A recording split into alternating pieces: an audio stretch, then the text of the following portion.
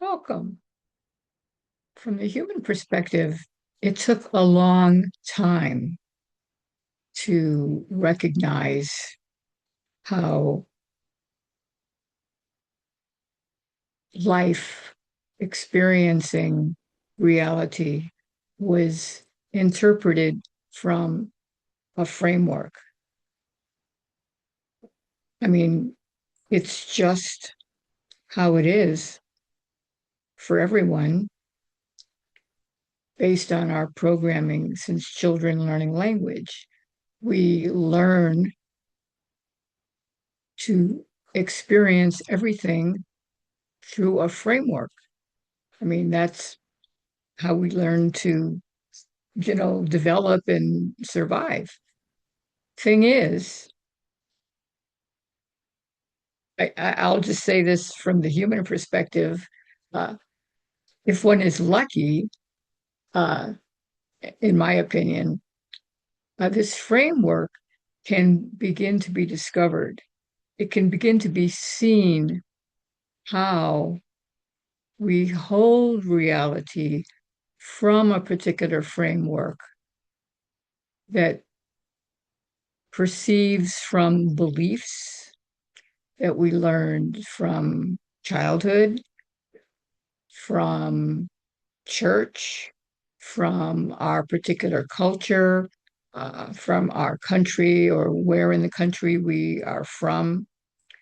Uh, all of this is like an overlay, or I like to call it paper mache covering. If you can just imagine, I'm going to speak figuratively here or poetically, however you want to call it. Um, you take this essence, this this purity, if you will, and then you start putting these layers of paper mache over it. How to be, what to think, what's right, what's wrong, uh, what's acceptable. I mean, obviously, some of this is quite necessary, but we have a lot of misperceptions as well, um, that have just been handed down.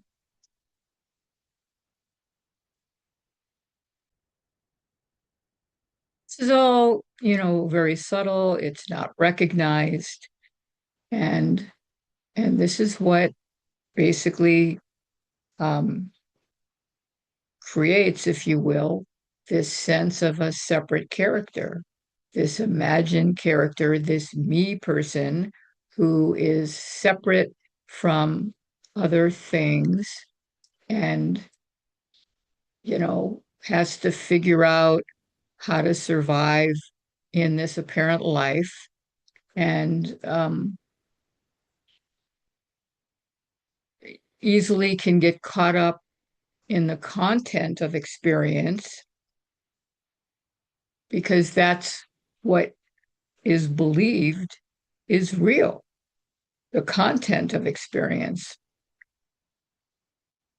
But what's actual is the flow of experiencing without labels, without names of things, without categorizing, the flow of experience, as I've discussed, sound, sensation, the breath, light, colors. It's not like nothing else exists, but that is directly experienced. And then the overlays are all the thoughts we have about this flow of experience. Um, we can like it, we can dislike it, we can think it shouldn't be happening. All of this thought uh, generates um, apparent stress, apparent dis-ease. I'm not saying that it's wrong. I'm not saying that it should be stopped. This is simply an invitation to pointing or to noticing. And then, these little micro noticings uh, can lead to, you know, further recognition, further realizations. At least this is my experience. So noticing these thoughts that believe things should be a certain way, or that shouldn't be happening, or this is terrible. Oh, how horrible. I mean, obviously it's understood that these emotions will arise based on this external content. But if you notice, much of the external content, so to speak, is like secondhand, where it's not in our direct experience here now. We might be hearing something on the news, and then thought makes an interpretation, um, again, from this framework. Because without the framework, I'm just going to interrupt myself for a minute. Because from without the framework, what's happening is simply sound, sensation, emotions may be arising. It's it's such a different perspective, and it's so um, different from what the human perspective holds everything to be. So, questions like, well, um, is there, do we create our own reality? Or is there free will? Or is there any doer? Um, what's here is this aliveness. It's continually flowing. This aliveness is based on no framework. Well, what's aware of it? Um, again, that question makes it sound like there is some cause creating something. And see, that again is part of the framework. This really is kind of like a free fall in that nothing is doing anything. There's no thing doing anything, but somehow everything seems to get done. How do I say more about that? The flow of experiencing is simply this flow that has its own inherent intelligence. Uh, that's not often recognized. And so, because that's not recognized, then there's like, oh, I have to do something. I have to make something happen. Well, that happens. I had this whole seeming craziness uh, trying to schedule an appointment that was just absolute chaos in one sense, from the human perspective, based on thoughts about this and that.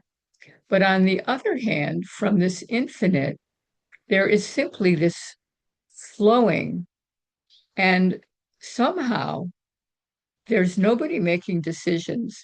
I mean, it appears like there were apparent decisions made, but in this perspective, this flow of experience is simply unfolding. And I'll just add this poetically through the apparent grace of inherent intelligence. I can't tell you what that is, but it's experience because it happens. And again, all of this I'm speaking from comes from this loosening of this framework. This framework was noticed over and over. I saw how I held reality to be upside down. I saw how I was believing, this separate character.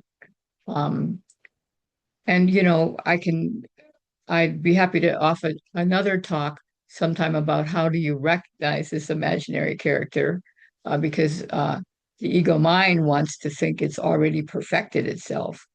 But it's simply noticing, noticing without the judgments, without the commentary, without the belief that I need to change this.